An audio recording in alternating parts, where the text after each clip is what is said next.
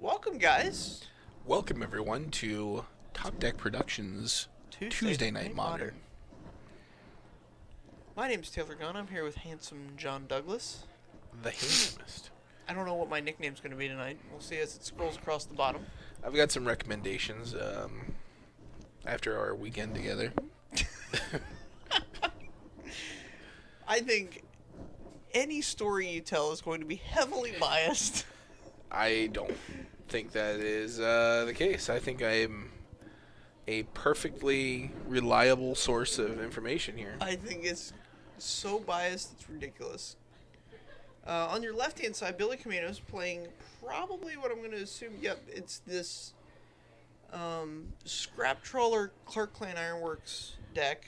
So I had the option of this, or there were a couple other decent matchups. I really like watching Billy's deck, but I think there is a couple interesting points of interaction here I concur. that I actually wanted to see. One of the better matches we had in the last couple weeks was Billy against a Jund Death Shadow deck.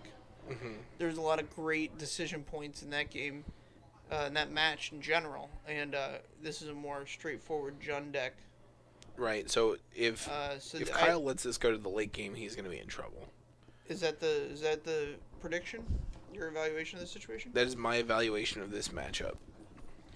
I think Kyle needs to actively work at ending the game. I think I think the stage of the game is less important and more on what Kyle waits, where he decides to interact. Of course, yeah. Because he can get to late game, but if Kyle still chooses his spots well, Mm-hmm. he can prevent Billy from having a big turn. Certainly. The longer you go, the more you let Billy sculpt his hand. Right. And that can be dangerous. So here's Talk about hands. Liliana going up. And I wouldn't be surprised if Kyle discarded an instant here, an instant he didn't feel that he needed, a fatal push maybe, just to grow this Goyf. Oh, Billy puts sorcery in the bin, lets Goyf come in for 2. The alternative was artifact, and I think Billy realizes he has to empty his hand. Right. Yeah, this type of pressure is So Goyf is just a 2 now, but with how Billy is drawn, it's going to get up to 3 easily next turn. Maybe more, depending on what Kyle decides to discard. Here's Fulminator Mage. Man. Play Fulminator, pitch Grim Lavamancer seems pretty solid here.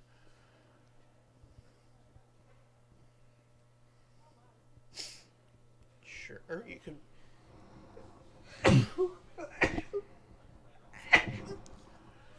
Also, there's a determination to be made as to whether this bolt speeds up your clock. I guess Kyle has decided that it does not. Gets the land, yep. So we're up to a 5-6. Yeah, that makes a big deal.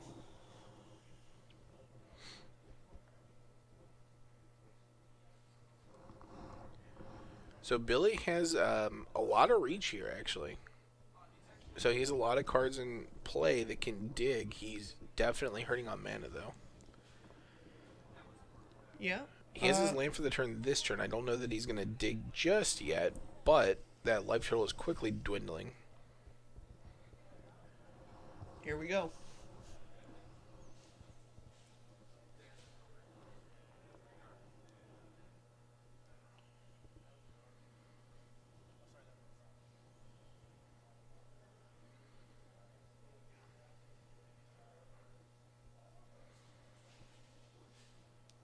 Billy has one more turn. I don't think that Kyle can beat him. He's going to have to discard one of these 2 cards. What was the draw for Kyle here? I think it was a Collective Brutality. Sure. But I can't. Oh, it's a Bob. Bob's huge here. it might be past the stage of the game where Bob is at his prime, but... So, you can't just run Bob out here, because it just makes Billy's engineered explosives the best. Yeah, you swing first. Oh, jeez. This is quite the line. Well, I mean, you're discarding the Bob in that case. Well, I would have discarded the Grim Lavamancer, left Bob in hand, attack with Koeppe, force Billy to pop this engineered explosives on his next turn. Well, Billy didn't have to pop it on his next turn. This is perfect for Billy. He's going to get to play land. He's going to get to play...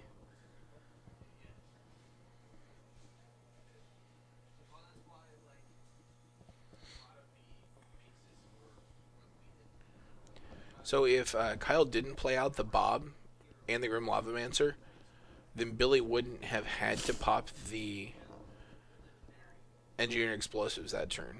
No? No, because then Kyle swings in for 5 and Billy's at 3, but Kyle's also hellbent. There's another one off the top. Kyle thinking about alting Lily here. Which isn't a bad decision. I don't know that... What would your piles be? Would you split the... You have to split the Terrarians. You don't want them to draw 2 cards by letting them die. So my piles would be like... Terrarian, Darksteel Citadel, Forest.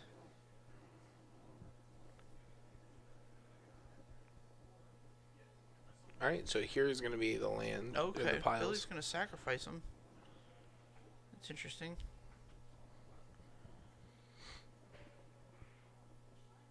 I like keeping Forest, Darksteel Citadel here.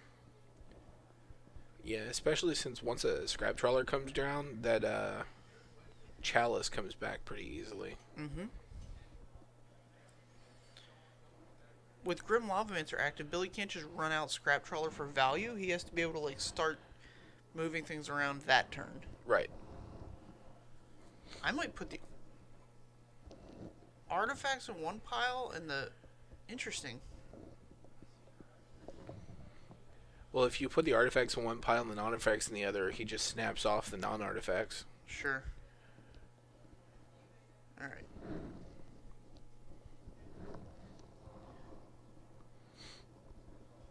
Mindstone. Mindstone starts stuff off for Billy. And next turn, I think we're going to have some real action. There's a Krark-Clan Ironworks in hand. And... Kyle's hand is Tarmogoyf, Terminate. Terminate doing nothing here. Tarmogoyf not really doing much either. Well, Terminate is making... I think if he would have not played the... Terminate's making it hard for Billy to go off. It creates another level. Yeah? If he would have kept mana open for it. Well, he has mana open for it. Yeah, but he doesn't... Like, the extra level is being able to shoot with Lavamancer and Terminate. Right. And here we go. I think Billy's going to go for it this turn. As he just...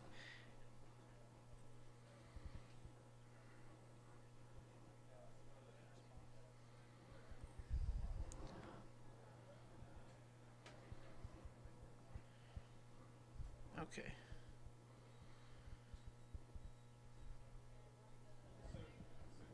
So if he shoots the Scrap Trawler, he can get back Mindstone.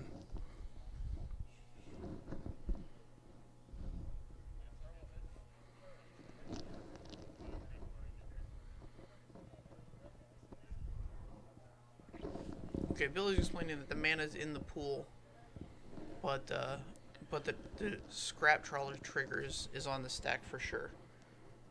And so Kyle can do things before that resolves.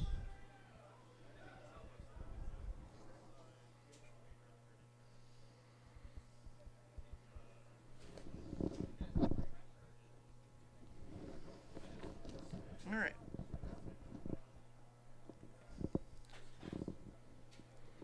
Here we go. I think Billy drew another Scrap Trawler, but I don't know if he has the mana to go off with it yet. Oh, that The doesn't. Terrarian generates you mana because it costs 1 and sacrifices for 2. Right.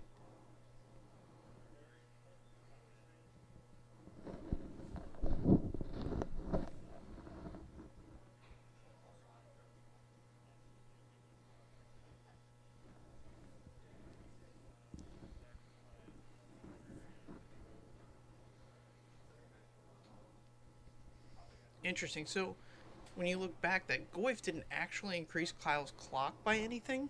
Right. But it did close off the additional kill spell that could be saving him right here. I think Emrakul's in Billy's hand, It is. so he doesn't actually have to dig too deep. Emrakul doesn't actually kill Kyle, though. Concur.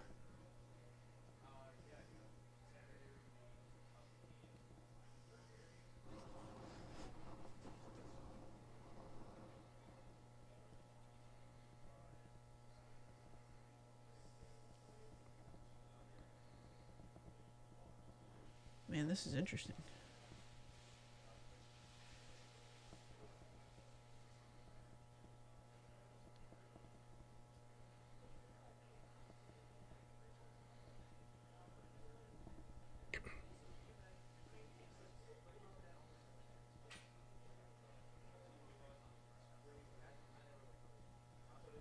I think he needs to find here a hangerback walker to help him get It would help. enough mana. He needs to find a card like that that generates mana as it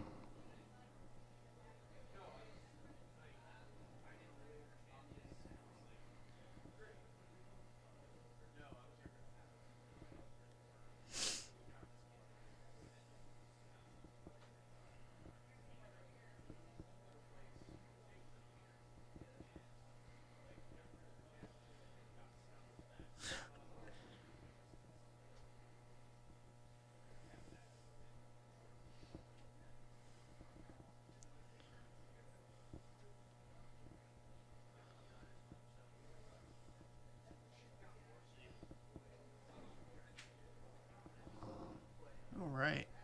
So here comes So now this Emrakul is lethal when he...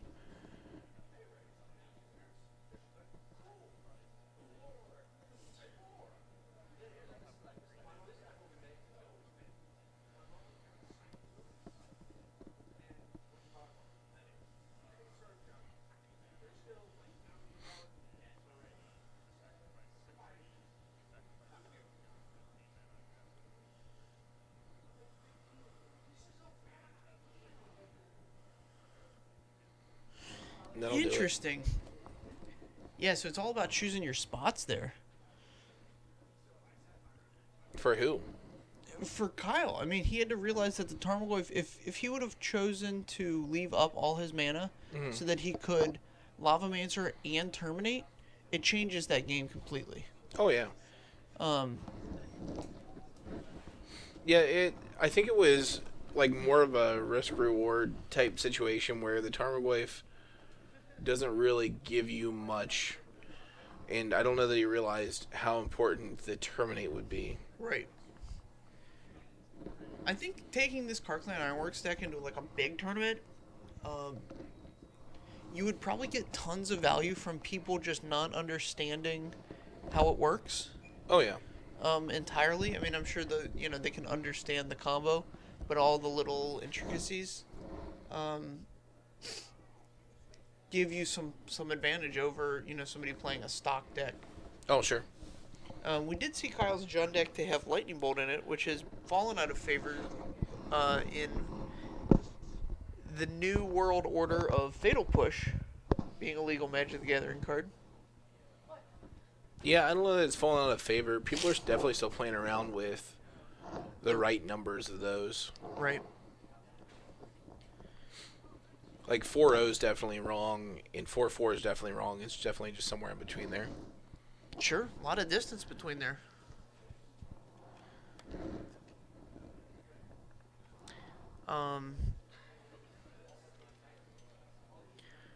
Kyle's coming off a PPTQ finals appearance, playing the black-white zombies deck in standard. Nice. And moving into this Pro Tour weekend, I think I'm ready to see some new standard decks. Yeah. You and I both. Yeah, it's gonna be a big weekend coming up. Unfortunately, no Modern being played, which is our favorite format, but by far our favorite format.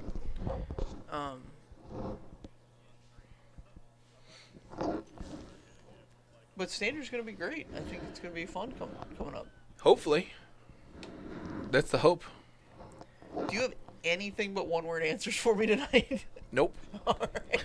I feel like I'm carrying the show a little bit here. Man, this guy's a TARDIS lover. He likes them bigger on the inside. Huh. Requesting the green Tron deck. Oh, okay. TARDIS lover, that's not going to happen. We will... It's not? No. You're vetoing it flat out? I'm not vetoing it flat out. I'm just setting a realistic expectation. All right. The executive producer has... So if there were... Flat out vetoed. We have 31 players, maybe 32 players for Modern tonight. Okay. If 30 of them were playing Tron... Yeah. We would not show it. We would show the one match that was not Tron. We'd show the buy, goldfishing his deck. Right. You'd have a deck tech with whoever got the buy.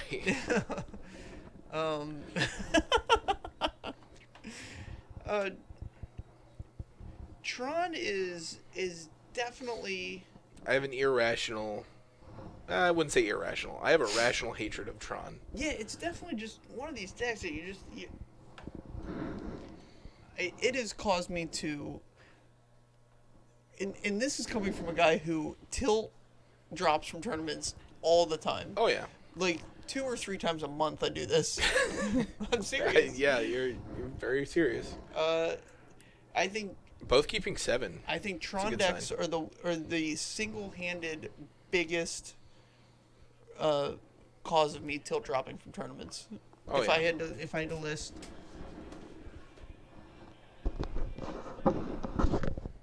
Yes, if you want Tron, let me know. Your cries will fill my heart with joy. Yeah. You're so lucky that you have a fairly non-unique name. Like, I'm sure if I type John Douglas into the Facebook search, there's just a gajillion of you. Yeah, if you type in executive producer John Douglas, there's only one. Are you serious? Yeah. I have to do this right now just to make sure that this is a real thing. Not in Facebook, in Google. Really? Are you... This is amazing. I think it brings up my Twitter profile. I don't even still have that on my Twitter profile, though. It's weird. Kyle going all in on these fetches. I think we're going to see a Blood Moon here.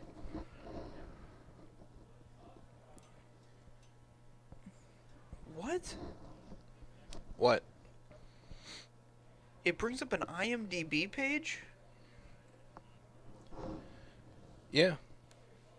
Is this you? Yeah. On IMDb? This is not you, you butthead. Man, if there was an IMDb page for all the... shenanigans we've had over the years. And Liliana, I thought Liliana was an important card for Game 1. I think it's important for this game as well. This is tough.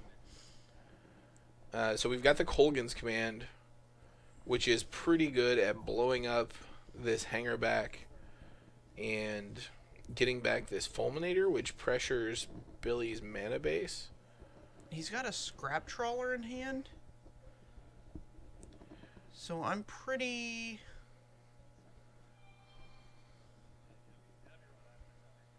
So we're going to have 2 Thopters come into play.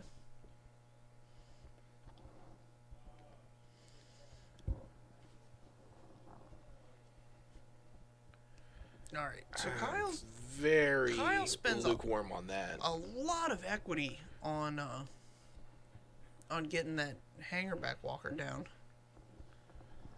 He's got another Colgan's command, which is, I'm assuming, why he did that. Right.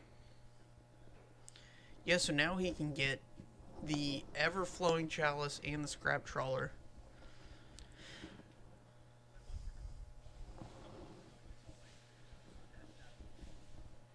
What's the other card in Billy's graveyard? Is it a land? I believe so. It looks like it has a mana cost. Is it like a Mox Opal?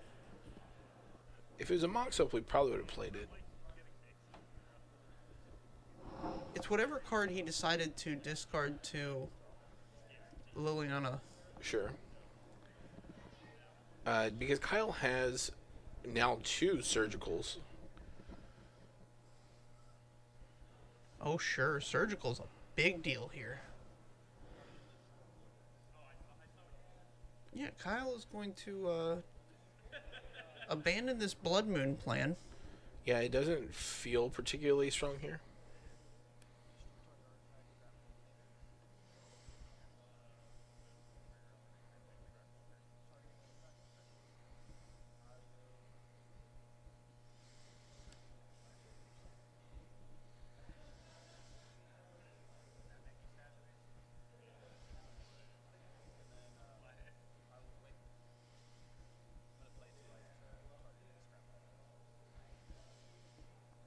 Okay, so Kyle got the scrap trawlers here, and I just don't think Billy can win from this position. It's not a good position for Billy. That's for sure. But he can still win. It's just going to take a lot longer, and I don't think Kyle's going to give him that kind of time. Yeah, I don't... I wonder if Kyle's doing this surgical here, the second one, for bookkeeping purposes, or... like, just to make one search through the deck is enough? Yeah, you don't want... I mean, he's definitely doing time. 2 of them at the same time, just for time saving. No, I know. I'm just wondering why that would be the play. Hitting the scrap trawler? Yeah. Because it's the card you actually want to get. Right. But you get the hangerback walker to leave him with no gas. Sure. Alright. So here's a Tarmogoyf. Are we going to plus Liliana here to discard the Fulminator we just... Yeah, I don't think you need to plus Liliana here. I think you can take a turn off if you really want this Fulminator, but he's got 5 lands. So I don't know that Fulminator is doing a lot like here. A big deal? Yeah, you know the other card in his hand's a land, so yeah, now Liliana's just hanging out, basically. I would keep sending her up to threaten ultimate. Threaten the ultimate, and to just be able to have things to be able to neg her if he gets like I think, is that all the creatures outside of Emrakul? No, there's a worm coil in there. Okay, sure. Worm coil's a thing. Going for Inventor's Fair with the Fulminator Mage. So this is a heads-up play. Billy can sacrifice it and get an artifact and put it in a hand, but then Kyle can just plus Liliana now. Right. And make him discard it. So Billy's got to find an artifact that he wants to discard, basically. Right. Or an artifact he can play at instant speed. Sure. I didn't see a scale of Chisgora in there, but maybe the Tooth. Tooth might have been in. Yeah, I didn't see either, but I wasn't really looking for the Tooth. Last time I played a scale of Chisgora, it was in Standard, and you played it to level the affinity matchup. Yeah. It was a nice one. That was pre-Ravager Affinity. That was Broodstars Affinity that it was really good in. No, I played it in Ravager Affinity, so that you could just bang in with your Frogmites, and they had to respect it, because you could just scale your guy, and you can't just go down a card like that when every card matters as much as it did. Sure. Alright, so Billy's going to start taking big hits. Big chunks of life like a Tarmogoyf will. I'm a big fan of the Broodstar Affinity deck. Ravager was egregiously good. Concur.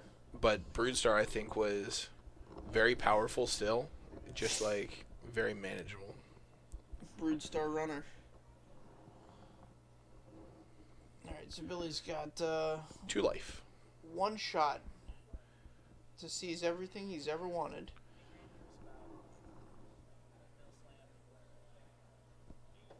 No, we're gonna cycle this.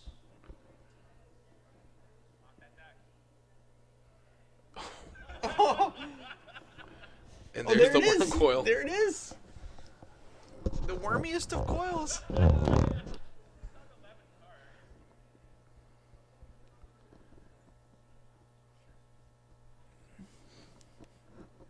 This is how it ends. Not with a bang, but with a whimper. Or with a worm coil. Through the bolt. Kyle touches the die on his Liliana just to mess with him and then bolts him. That was the best.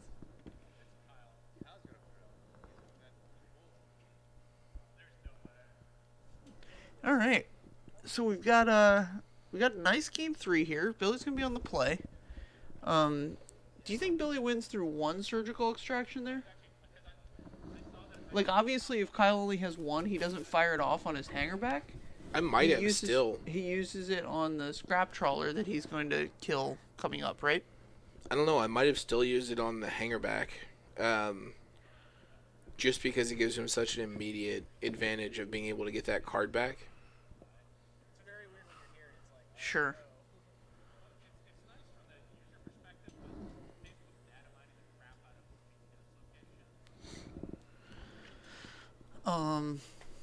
Yeah, I don't know what this Krark-Clan Ironworks deck has in the sideboard. Yeah, I don't think there's a lot of sideboard here. I wonder how good, like, okay, so I wanted to know how good the Jund matchup is for it. Like, if it's good or a bad matchup. Mm-hmm. I can't think that it's a good matchup. It's probably 50-50. Which makes me wonder if, like, Leyline of Sanctity would be, like, a great sideboard card. Yeah, I'm not on board with that. Pithing Needle's probably very reasonable. Yeah, it doesn't really do much here. Like, you can shut off a Liliana. Yeah, but Pithing Needle named Liliana. Or they have answers for Pithing Needles is the problem. Like, inherent answers. Sure. I'm just saying if it's really a 50-50 matchup with a deck as prevalent as Jund is, I want some sideboard cards. I mean, it's 50-50 because it depends greatly on what version of Jund you're playing against and what build they have. And yeah, I don't think that you need to know their exact 75 to come up with a good sideboard plan. I think you do. Disagree. All right. If that were the case, sideboards wouldn't matter as much as they do in Modern. That's why you can't really sideboard against Jund in a lot of matchups. So if Kyle's running... You're telling me people shouldn't sideboard against Jund? I'm saying people shouldn't prepare their sideboard against one specific Jund 75. Right, which is why Leyline of Sanctity is a great card. Every Jund deck is going to have things that target you. Yeah, but... No Jund deck's going to be like, these Inquisition of Kozilek's not in this build. Sure, but... playing Leyline of Sanctity has a very real cost in that if you draw it after your opening 7, you're in very bad shape. No, this deck generates a ton of mana. It doesn't generate that much mana until it's going off. No, Billy could generate 4 mana on several different occasions. Way early. Like, it's got multiple things that let it do it on turn 3. Mind Stone, Everflowing Chalice, Mox Opal. If he has, like, the 2 colored sources, yeah. Okay, so Mox Opal is a colored source. It also plays 4 Spire of Industry and 4 Glimmer Void. And if you really wanted to go deep, you could turn the forest into a Horizon Canopy. I'm just saying it's not great to include this 4 of against a Jund deck where it's a very real deck building requirement.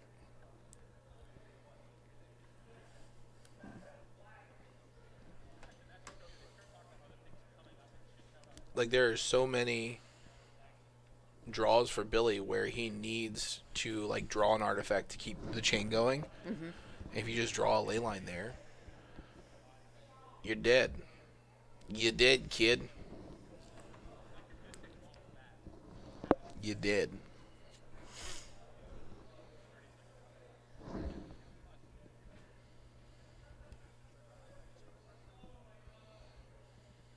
Alright, that'll do it. Yep.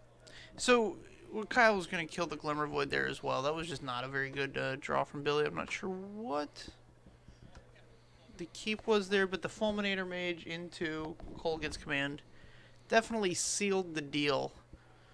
We're going to go hunt down another match. We're going to try and coerce executive producer John Douglas into putting this Tron deck on camera, appease the masses.